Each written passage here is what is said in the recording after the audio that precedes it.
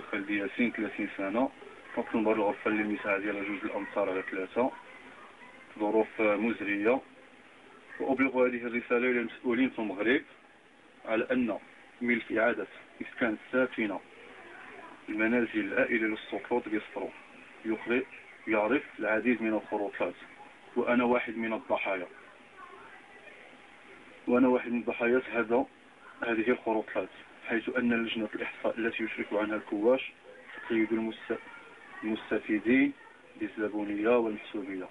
وها هما التواصل ديالي، ها الأولي وها الثاني وها الثالث. التواصل ديالي ها هما فاستاك من هذا البيت. هادو الشهور اللي تيسكنوا معنا في الدار هما تيشهدوا على هذا السكن هذا، لأن كنسكن هنايا مدة ديال 2 سنين. هذه بطاقة ديال الإخراج خارجة من السجن اتصل فيها السيد المدير، وصرح أنه سيتوجه إلى حي الشباك رقم 219 سطرو. هذه عندنا مدة ديال عام، مازال ما كاين لا استفادة لا حتى شي حاجة.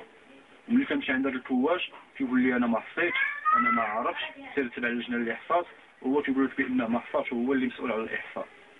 وأنا دابا واش غادي نضيع في هذا الملف هذا؟ فين غادي نمشي أنا؟ يلا أنا نخرج من هنايا، فين غادي نمشي؟ 30 سنة وأنا كنسكن بوحدي، عندي مشاكل مع الدار، ما عرفتش، أنا ما فهمتش هذا الشيء هذا كاع شنو هو الحل ديالو. دابا الله يجازيكم بخير، كنطلبوا من المسؤولين باش يدخلوا في هذا الشيء هذا، هذا الملف هذا، لأن هذا راه واحد الظلم كبير.